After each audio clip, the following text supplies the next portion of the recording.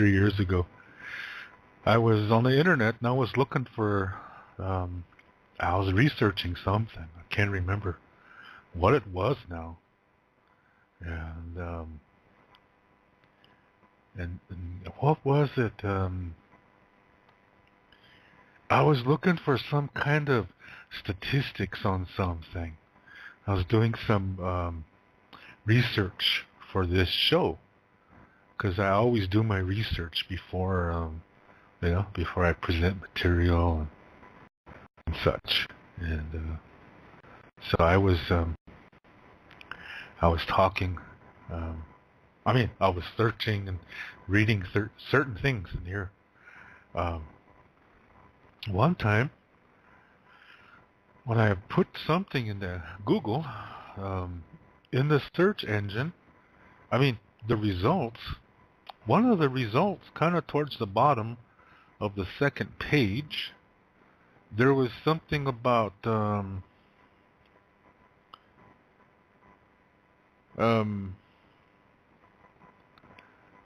somebody was tried in court for some kind of sex crime.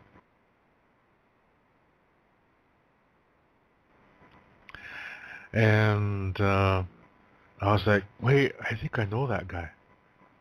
And so I clicked on the link because I wanted to see if it was the same guy or not. And turned out it was the guy I knew. And that was really shocking to me. Yeah, the guy is he's about my age. Maybe I'm probably older than him, but by a few months. Yeah, but he's maybe about a year younger than me. And I went to school with this guy. And he seemed to be a pretty cool kid. Yeah, he was okay. We weren't really friends, but we were in the same school activities, and he was okay.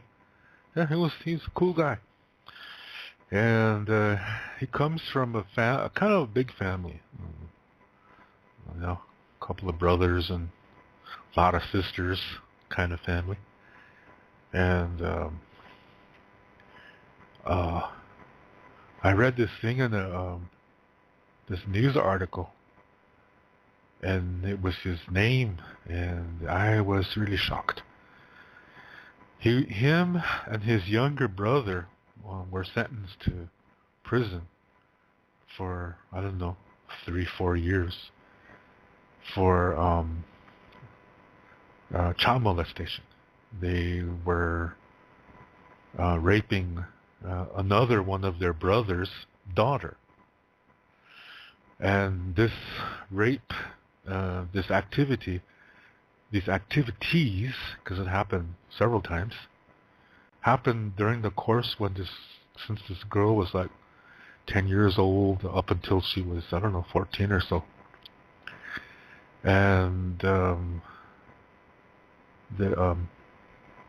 I couldn't believe it because it didn't fit with the guy I knew. In fact, the guy I knew, he also was learning how to play guitar, and I was looking back, because at some of these memories where he would come to my house in South Dakota, and could kind of want to have me,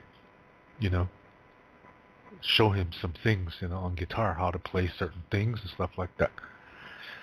So it's kind of like guitar lessons, and I started thinking about that time, and because he lives outside of town, so he comes into town for whatever business, then goes back out in the country. Little did I know was that whatever business was raping his niece, his brother's daughter. Yeah, him and his younger brother were doing this. And there's several brothers in this family.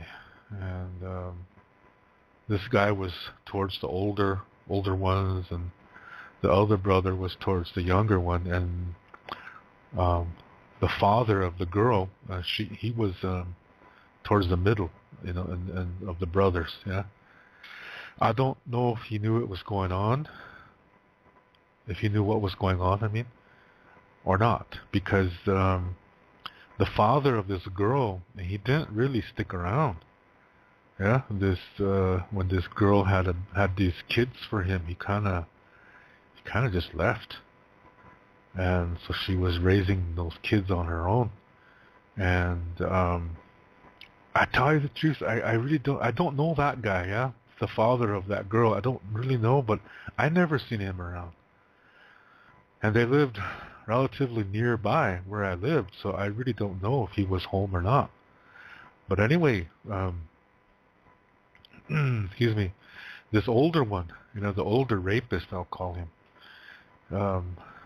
There were times when just out of the blue he would show up at my house and he would say, "Yeah, I need to talk."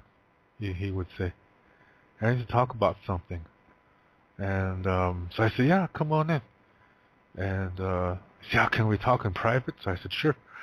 So then we go back in my room, and then he said, "Yeah, I don't know. Something's just telling me I'm supposed to be here," he said. So I was trying to think, I wonder what he's here for. And I knew, he was interested in playing guitar, so I thought maybe that was it. So he would, I would show him things on the guitar, and then it started from there. And that he would use that as his excuse, because he came several times to visit, just out of the blue. No call beforehand. Of course, this is the days before smartphones and things like that. Not everybody had cell phones yet. Yeah. So it was strange, but I just thought that maybe he just wanted to learn something from me. So I just tried to read him out, and little did I know was that before he came to my house, he was up at that other house with his younger brother, raping their niece. I didn't even know that when that was happening. Yeah. So now when I think about that, that really pisses me off, because I was basically in the presence of a sex offender. Yeah. I mean, how can you do that? Yeah, rape your own brother's daughter. That's just unbelievable. And she's just a little kid. Yeah. And so when I first saw his name and that he was found guilty, and boy, I was just disgusted, and I'm sorry, but I couldn't see him as human anymore. That disgusted me so much that he would do something like that. I just didn't think he was that kind of guy. You never know, the people that you think you really know, you never realize what they're capable of doing until they get caught. If they're doing something immoral. This guy, I don't know, I thought he was an okay guy in high school, and and I really felt sorry for him, because he went to school, and he went to college after high school, and met a real pretty girl, and turned out that girl was whoring around while he was working, and so they split up. Yeah. So I don't know what. I kind of felt sorry for him at that time, because his then wife was really making a mockery out of him, and she had a boyfriend for him, and she just left both of them and went back to North Dakota. And So he raised this boy on his own. So I really admired him for that, yeah, for taking up his father responsibilities and stuff like that. And little did I know he was raping his own niece at the same time. Jeez, yeah. So when I saw this list, I mean, I saw this guy's name on this thing on this website, and I was like, no way, that couldn't be. Yeah, that couldn't be him. And sure enough, it was. It had his picture and everything. And man, I just cannot see people like that as human. You know, it's this is just not right. Yeah, when people do something like that, and you know, when people do things like this, and then they go to prison, and then they're, you know, just given a few years. I don't get that. Because when you're teaching a child, you know, you're trying to teach this, even, or if you're a teacher, yeah, or whatever, if you're a role model for young people, you want these young people to learn life um, skills that they will use all their lives, and you know, you just try your best to, you know, and you just hope that they will make healthy decisions, and that when something doesn't turn out right, that they will learn from it and make healthier decisions down the line. Do you hope that? Yeah, and the children are very, I mean, they're sacred, yeah? Wakanja is the Lakota word for children, has the word waka in it. And you know, they're very impressionable. And then, you know, because I'm a parent myself, I'm a single parent. I raised my 3 children on my own. And I really did my best. Yeah, I tried to prepare them emotionally, mentally for the world, and you just do your best and hope. Yeah, hope for the best as well. And because you know, you have to get them early before puberty comes, because if you try to be a parent when they're teenagers, it's not going to work. They're pretty much set in their ways, and they're gonna go against everything you say. So you have to try to get them before puberty, when they still are amazed at how wonderful you are. No, I'm just kidding. But they're really impressionable. Yeah, so you want them to develop emotionally, and you know, to be healthy adults. So you know, that's how it is in, you know, in Lakota Star knowledge. I mean, you heard me say the self has 4 parts: mind, the body, the emotions, and the soul. And they're all connected to each other. And you want your children to be strong, or I should say healthy, in all 4 areas, which means you better practice what you preach. Otherwise, why should they do it if you're saying it but yet you're not doing it? So you try to see that all 4 parts are tended to, yeah. And whenever they make a mistake, you guide them through it. You don't fix it for them, but you guide them so that they learn how to do that on their own when they become adults. So, you know, because their thinking it's still forming. Yeah, there's still chemical reactions happening in their brain that you know, they're not settled yet. So they really need guidance. And if they don't receive that kind of nurturing at home, they're gonna subconsciously try to get it someplace else in the form of gangs, yeah, um, um, people, unhealthy groups hanging around together, and next thing you know, they're joining the suicide club, and um, and their parents wonder what did they do wrong. And a lot of times it's because on the reservation, I'm talking about the reservation. A lot of times it's because the parents are not being parents, and sometimes even the grandparents are not being grandparents. Sometimes you have a whole household of drunks. Where I used to live in Dupree, there was a house like that. There was this old man and old woman, and they were both drunks. All of their adult daughters lived with him, this little 2-bedroom house, and they all got drunk. And they had kids there. So what do you think the kids are learning? Yeah, they're learning that this is normal. You see what I mean? It just creates a cycle of abusers and victims, is what it's doing.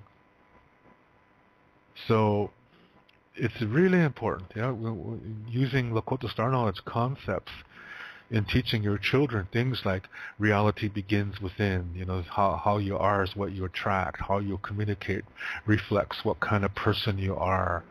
All these kind of things, you incorporate that into your parenting.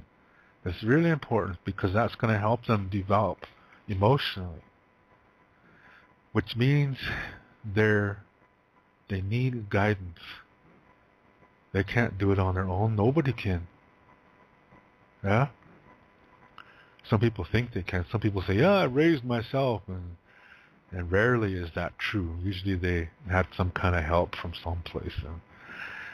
But that's not an argument here. I'm not trying to prove that one. What I'm saying is that the children are so impressionable. They're so, even when there's unhealthiness all through their developing years, they're subconsciously learning a really false, unhealthy view of what they think love is. Yeah, so it creates another cycle of abuse as they have children, and people get drunk, and next thing you know, little babies are getting raped, and little kids are getting raped, and nobody's parenting because everybody's getting drunk. So what kind of future is that gonna be when you have 90% of the population living like this on the reservation? You see, it's not healthy.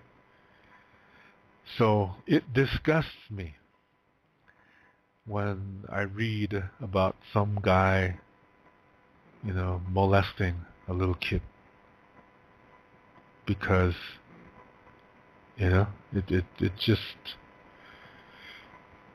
this is, the person only cares about satisfying themselves and doesn't give a shit about the development of this child. Whereas in ancient Lakota times, people really thought a lot about their children, their grandchildren, and taught them and loved them, showed them love, so that they could do that to other people too. Well, and that's totally gone today. You just see it very rarely. It's just like the rest of the world, though. It's the same way, yeah? So it's like the res is this kind of like a mini version of the rest of the world. We're becoming, as I said earlier, we're becoming incredibly dualistic. And I told you already the reason why. That boarding school experience and the Christianization of the reservation and what happened, the way people thought started to change to, more unhealthiness. So When I, like I said, when I read this guy's name, it was like, I was just disgusted. And when people do this to children, they fuck them up for the rest of their lives, emotionally and mentally. And that child might grow up and do the same thing subconsciously, and you know, and try to get away with it. And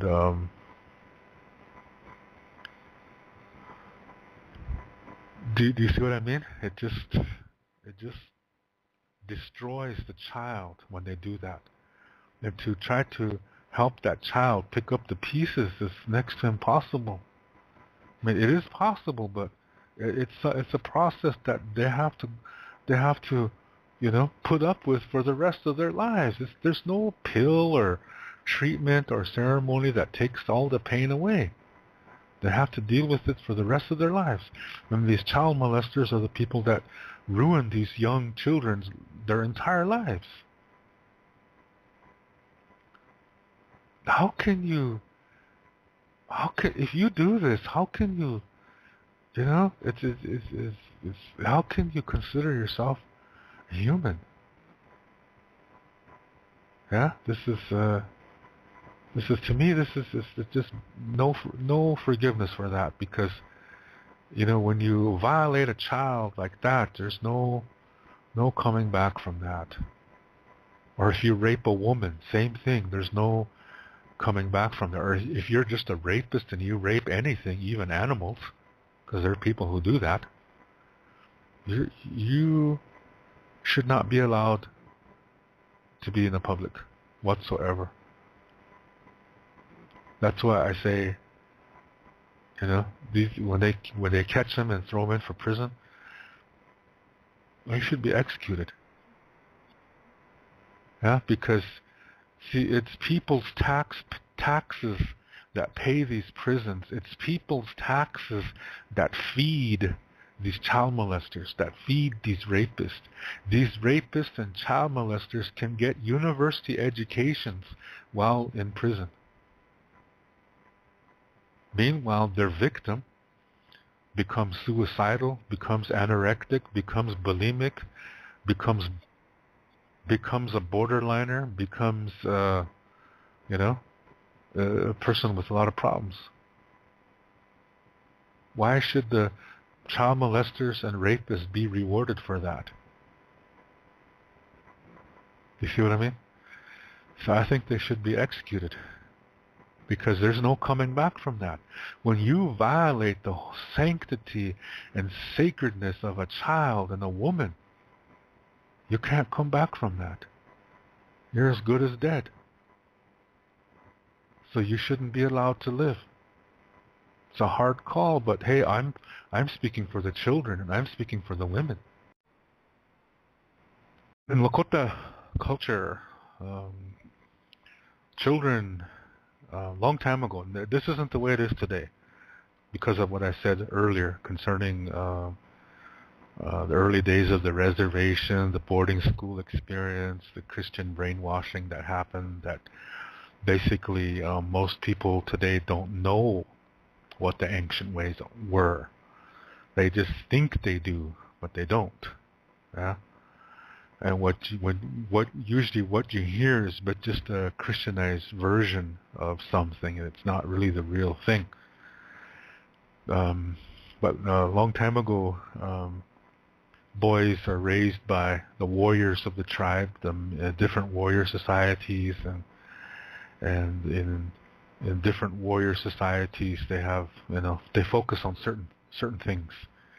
So, like, say for example, a guy is good at hunting, or a guy is kind of a smart thinker. You know, there's different societies for different personalities, and so you know, whatever personality or talent the guy has, then he will join the society that focuses on that one. Yeah? So they're raised by all the men into, you know, uh, developing into a healthy man, emotionally and spiritually and mentally and physically healthy man. girls are doing the same thing with different women's societies. It's just the same way. Yeah, there's different women's societies that focus on different aspects because girls have different talents too. So um, it's the same way with the boys. Yeah, so in other words, they're raised by a group of people. They're not just one teacher. Yeah, they're raised by a group, and so by the time they're 15, 16 years old, they're really emotionally mature. And one of the things that they learn about as they are teenagers is being parents, the responsibilities that come with that, and things like that. And boys are really taught about the sanctity of women, and and their connection to, they have a special relationship to the earth, and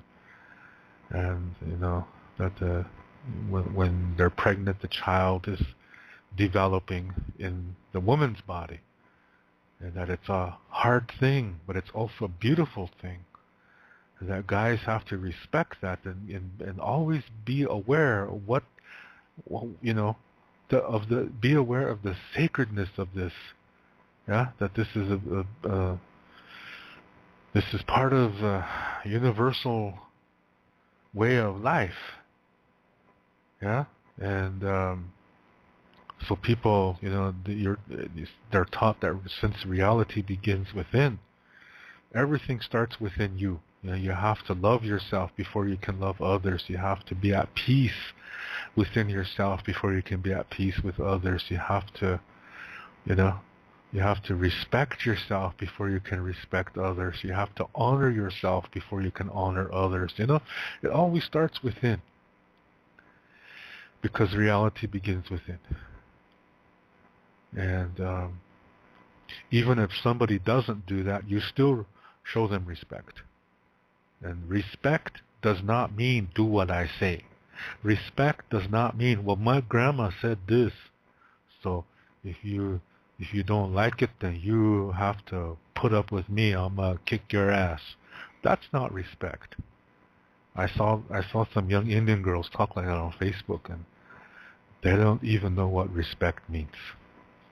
Yeah, respect means you allow everybody can believe and say what they want as long as it doesn't hurt anybody, including themselves.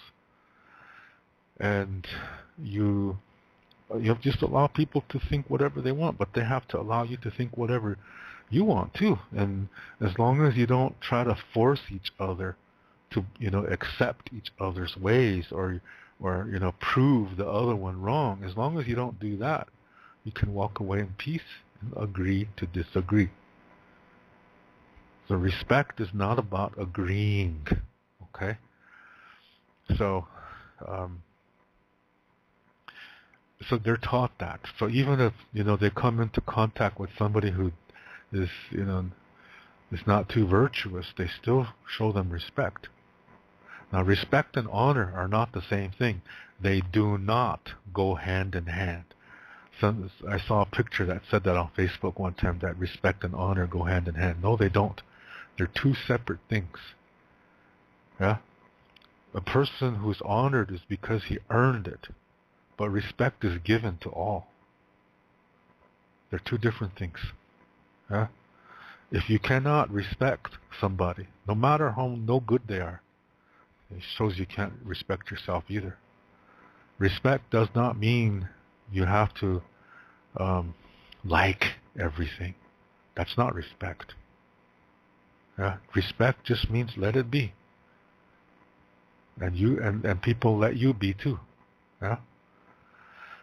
So, and that's why they say we even have to respect our enemies.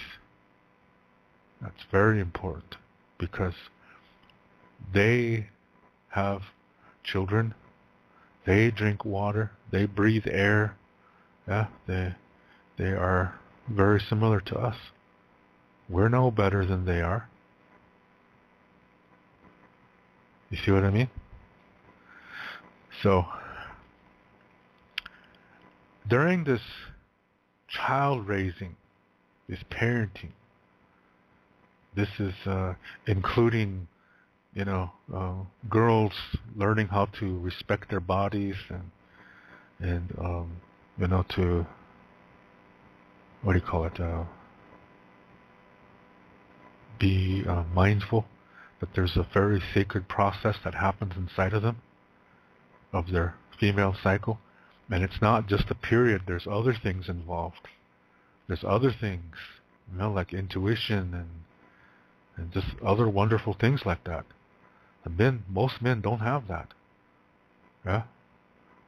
And so men have to do other things to balance that out.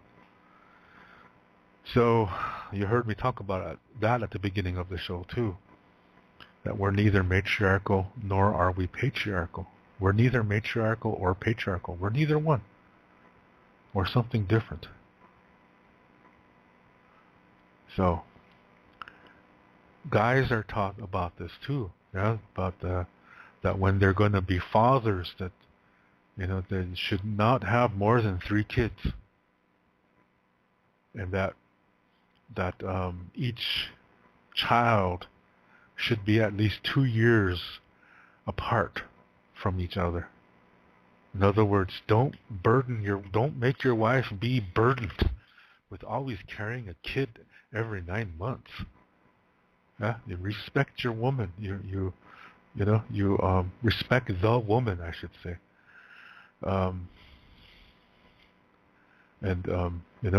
Because what she's going to do is really hard. So you have to do something really hard too. Yeah? So these are things that were taught back then. So it's when somebody just, violates a child or a woman, by raping her, this is really, really a most serious crime, because it killed part of that child. That act killed part of that woman. And it's going to affect this child and woman for the rest of their lives. That you cannot come back from. So a long time ago, when somebody did that, they took him out to out in the middle of nowhere, and they snuffed him out. They killed him. So you can't live anymore. You lost your life when you did this, by taking away something from these other people you violated. And you hurt everybody. You didn't just hurt yourself, you even hurt your family. This is a law. We had capital punishment, and it worked. Yeah, they wanted people to know this is a very, very serious thing. So for things like rape and child molestation, the person who does that cannot live. Yeah? Remember, how you communicate is how you are to yourself. So if you're killing something from a woman you rape or a child you molest, you also killed yourself. And that child and that woman will never be the same. So you cannot exist if you do that to them. So that's why they did that. Yeah, they took him out in the prairie someplace, and they said, "Okay, you're dead now." Then they killed him. And his family, see, in Lakota, a family is not just a mom and dad and kids. No, it's not like that. It's an extended family. It's the camp is very communal. Yeah. For example, if I lived back then, my mother and her sisters would be all my mothers, and the husbands of these women are my fathers, and the children of those marriages or unions are my brothers and sisters. My mother's brothers are my uncles, and their wives are my aunties, and their children are my cousins. That's on my mom's side. On my father's side, it's him and his brothers are my fathers. And all the wives of these women are my other mothers. And the children from those unions are my other brothers and sisters. So you see, I got lots of moms and dads on both sides of the family. And they're all equally important as the ones that I was born from. So they all are responsible for all the children. Yeah? Now my father's sisters are my aunties. And their husbands are my uncles. And their children are my other cousins. That's the Tioshpai. So when the Tioshpai raises all the children, you're taught to become emotionally and mentally and spiritually and physically healthy. And in doing so, you have a lot of responsibility to yourself and to each other. So when somebody has all this training from the entire Tioshpai about the sacredness of themselves, the sacredness of women, the sacredness of pregnancy and childbirth, when you're taught all of that and how special and sacred and meaningful that is, and then you go out and totally throw all that knowledge out the door by going and raping a woman or molesting a child, you dishonored the entire Tioshpai because they taught you. And you went against everybody. So you cannot stay. You cannot be allowed to live. It's a very serious crime.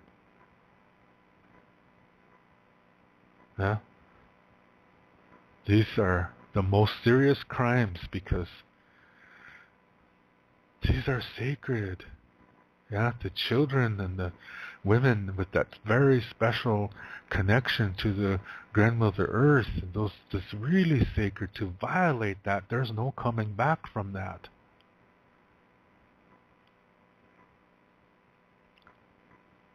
You can't come back. You can tell your victim you're sorry, but the victim may never be ready to hear that because they have a lot to heal from. And it's a sad situation and it's difficult. But you cannot be allowed to live when you do that. Yeah? Because you had all that knowledge, but you did it anyway. You violated it. And all these people who loved you, taught you all these things, but you went and violated it anyway. See, back then, that was really serious crime. So you didn't hear about it too often. It did happen, but you didn't hear about it that often. Because people were really watching out for each other. Like I said, it was a communal way of living, so they really watched out for each other. Yeah? So that's what my opinion is based on when I say, when I read about this, this guy that I knew from high school and how he was thrown in prison only for 3 years. Yeah, him and his younger brother were raping their other brother's daughter for a period of about, 4 to 6 years. And they only got thrown in prison for 3 years. Then they're out. How do you come back from that? If you're that child's mother, what's stopping you from killing them? They did that to your daughter. It sounds like harsh vigilante justice, but no, it's not. What I'm telling you is based on Tioshpai protocol. But the problem is today, nobody teaches their parents, and no parents teach their children anymore. That Tioshpai way of all the men teaching the boys and all the women teaching the girls, and then and then in some instances they're switching. You know, that doesn't exist today. Children are not receiving any parenting at all at home. So they don't know how to be parents when they grow up. They come through puberty and start, you know, getting sexual without any guidance whatsoever. Then you have a 14-year-old guy knocking up a 12-year-old girl. And they're having a kid. The mom is only 12 years older than her own daughter. Just 12 years older than her own daughter. It's unreal. And their parents, they didn't even care. They're off getting drunk. And these teenagers, they were getting drunk, and the girl ended up getting pregnant. They continue to get drunk. The baby's born and sees all this happening and thinks that's normal. So now the baby grows up, and maybe the baby, you know, as the baby becomes a teenager, and it starts getting sexual too, and starts, you know, having sex with others, and maybe even starts molesting little children too. And then those children grow up, and they become molesters in turn. Because no parenting is happening. Ever since the reservation started, our parenting has gotten worse with each generation, to the point where there's absolutely no parenting going on at all. That's really sad. So when somebody like that receives no parenting and then molests his own niece, I mean, he knows it's wrong, but he did it anyway. Why? Because she was, you know, that this was somebody easy? Now, my guess it was mainly the younger brother, because that guy, he just seems like a pervert from the very beginning. I never did like that guy, the younger brother. So my guess is it started with him. That I think he was a babysitter, and then he just started, you know, taking advantage of this girl. And then the older brother, you know, probably caught them and then joined in. That's my guess, what happened. But why did they do it if they knew it was wrong? My next theory is that they must have been molested too when they were little kids. That's usually how it works, yeah? That they develop kind of funny like because of it happened to them too. Now this little girl, when she grew up to be a teenager, about 18 years old, I taught at the school that she was a student at. And this girl was really flirtatious to certain teachers. These are adult married men, and she was incredibly flirtatious to them. She wore low-cut shirts so she could show off her cleavage, and she basically, you know, was putting herself on display, you know. And I thought, geez, I've never seen anybody so, you know, walking around, you know, like they want to get fucked all the time. And I never seen anybody like that in my life. I mean, I've been to some places, and I mean, like she was like walking around like a prostitute. And I always wondered how come. Why is she doing that? And then when I found out about, you know, her uncles being thrown in for raping her for many years, then it started to make sense. See, it fucks up the kid. And the child still didn't have any guidance from its mother. So that it just went down it got pushed onto this unhealthy road and continued to develop in that unhealthy way. So it was no wonder. Yeah. So anyway, this is just those are my thoughts. Yeah, and like I said, they're based on Lakota Star knowledge and the teachings and principles that are involved in there. But I think the most important thing is that, we shouldn't judge. And I don't mean to judge. All I'm saying is that according to Lakota Star knowledge rules, that these guys should not have been let out of prison. Yeah, just 3 years. Imagine that. After raping their niece on a frequent basis for 4 to 6 years, they only get 3 years in prison. I think they should have left him in there. Huh? Because they're going to do it again. This is a addiction that is you cannot break this. In fact, maybe they shouldn't even be thrown in prison. Maybe what I said earlier, they should just execute them, because it's the taxpayers' money who's paying for their food, and they get a bed. Yeah, they get food, bed, they get health care, they get glasses when they need it, they get dental care. They can even take college courses in prison. And the taxpayers are paying for all of that.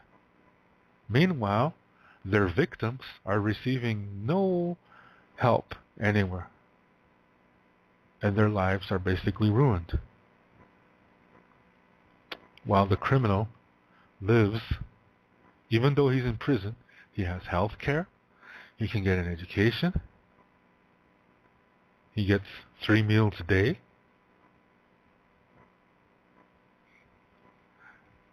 And I don't think taxpayers should have to pay for that.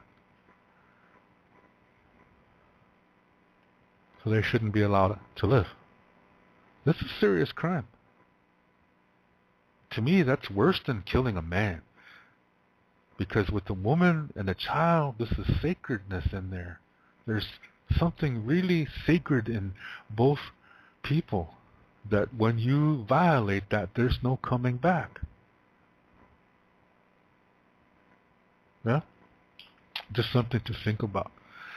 Anyway, I decided to, see who else in, the town that I come from. I decided who else are registered sex offenders. And I just kept getting shocked. And I was like, my goodness, I can't believe this. That's incredible. One of my grandsons was in here. 18 years old. Woman was passed out and he took advantage of her. Got caught. Thrown in prison. I can't believe that. My goodness. One of my uncles, same thing. Raped his own cousin. How do they do that? It just goes beyond my comprehension. It just shows you, that these people, they're sick. And this is an illness that, in my opinion, cannot be cured. To me, this is worse than alcoholism. It's worse than drug addiction. You cannot come back from this.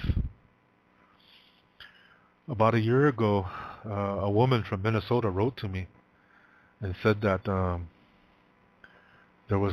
she works in a home where, for Indian ex-convicts, when they get out of prison, they come to this halfway house, and this halfway house specializes in sex offenders.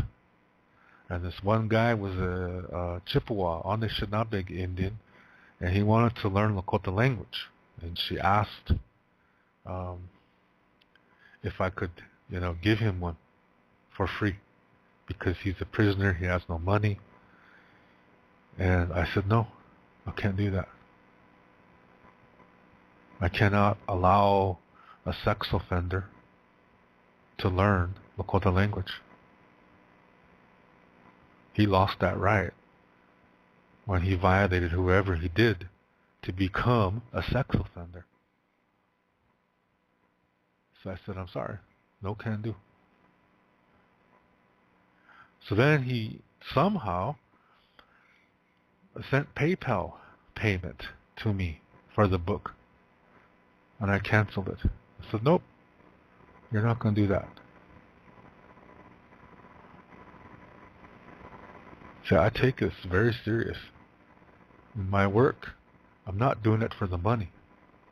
But when I know somebody is a criminal and has committed a gross violation against a woman or a child, you're not human to me, and I cannot help you.